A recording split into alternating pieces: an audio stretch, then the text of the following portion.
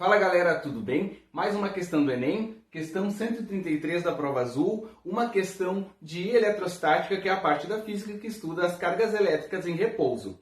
Os principais conceitos que nós utilizaremos para resolver essa questão são os de blindagem eletrostática, distribuição de cargas elétricas em cascas metálicas, campo elétrico e potencial elétrico. Essa questão então, pessoal, vai ser lida agora. Há mitos em relação a como se proteger de raios, cobrir espelhos e não pegar em facas, garfos e outros objetos metálicos, por exemplo.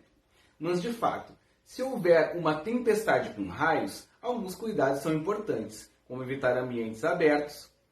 Um bom abrigo para a proteção é o interior de um automóvel, desde que este não seja conversível. Qual é o motivo físico da proteção fornecida pelos automóveis, conforme citado no texto?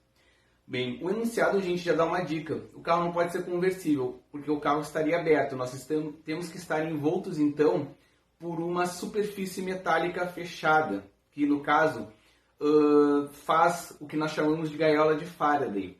A alternativa correta, gente, é a alternativa C, que é a alternativa que fala na blindagem pela carcaça metálica. Vejam só, gente, essa figura aqui. Um pouco assustador, né? Foi exatamente, pessoal, o que o Faraday fez para demonstrar que no interior de uma casca metálica, o campo elétrico é nulo. Mas vamos entender melhor o porquê que o campo elétrico no interior de uma casca metálica é nulo. Temos aqui a nuvem, temos aqui a Terra. Entre a nuvem e a Terra, pode haver uma diferença de potencial tão intensa que o ar passa a ser condutor de eletricidade. Nós dizemos que a rigidez elétrica do ar é rompida. Bem, se o raio então cai sobre o carro, que faz a vez da gaiola de Faraday, as cargas elétricas se distribuem desta forma.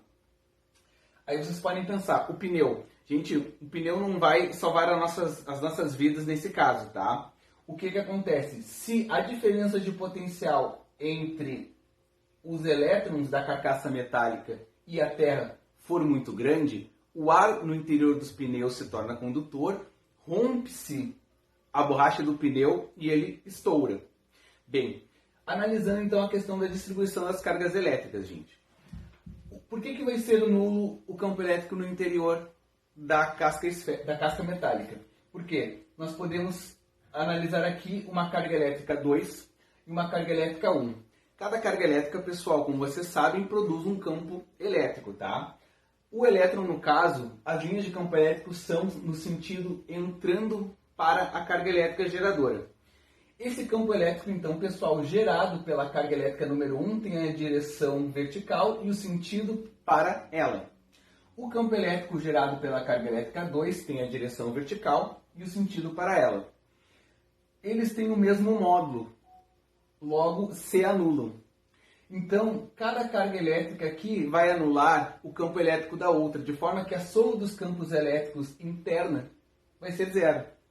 Bem, sendo o campo elétrico no interior de uma casca metálica nulo, o potencial elétrico, pessoal, que é a tensão elétrica, vai ser nula também.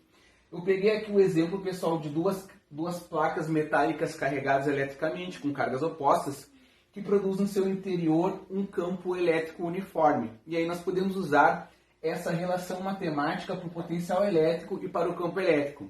Essa relação matemática, pessoal, mostra que o potencial elétrico é igual ao produto do módulo do campo elétrico vezes a distância entre essas placas.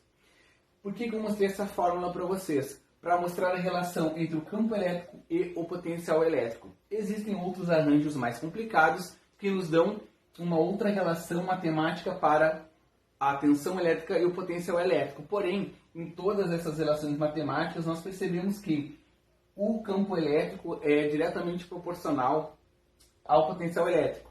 Ou seja, quanto maior for o campo elétrico, maior também vai ser o potencial elétrico. E se o campo elétrico no interior da casca metálica for nulo, significa que o potencial elétrico vai ser nulo também, porque 0 vezes qualquer coisa vai dar 0.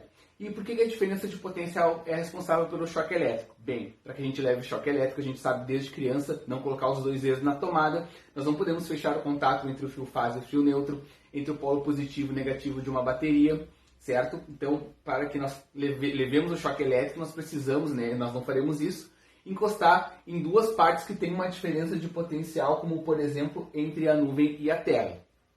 E, mais uma coisa, gente, como a gente sai dessa situação? Vejam só, vocês estão no interior do carro que está com as cargas elétricas no entorno dele armazenadas. Vocês, pessoal, podem abrir a porta segurando na parte de dentro, tá? Que seja isolante. Uma vez que vocês consigam abrir a porta, pessoal, deem um pulo mais longe possível com os dois pés juntos, tá? Porque vocês não podem, se vocês colocarem uma mão na carcaça e o pé na terra, vocês serão o condutor para escoar aquela carga elétrica para a terra, certo? E, para terminar a questão, gente, lembrando que a letra C, o conceito de campo elétrico, pessoal. Campo elétrico é uma região de influência elétrica gerada no entorno de cargas elétricas negativas e positivas. O campo elétrico, então, pessoal, é como se fosse uma teia de aranha invisível que detecta a presença de outras cargas elétricas. Então, no momento que o elétron está ali, ele é a carga geradora do campo elétrico. Se uma carga de prova positiva com um módulo muito pequenininho se aproximar dessa região, o campo elétrico vai perceber essa carga e vai atraí-la. Então, o campo elétrico, pessoal, em outras palavras, é o mediador entre a carga elétrica geradora dele e uma carga de prova positiva. Tá? Se fosse um elétron aqui na região, esse elétron seria repelido, mediado pelo campo elétrico. Por esse motivo, pessoal, que os sentidos das linhas do campo elétrico são entrando para o elétron. Diferentemente do próton, o campo elétrico do próton, pessoal, é saindo. As linhas de campo elétrico são saindo. Porque se nós pegarmos uma carga de prova positiva e colocarmos nessa região de influência, essa carga elétrica positiva vai ser repelida. Em outras palavras, pessoal, o campo elétrico também nos dá nos dá a direção e o sentido que uma carga elétrica da força aplicada sobre uma carga elétrica se for colocada nessas regiões aqui. Espero que vocês tenham gostado desse vídeo e até a próxima.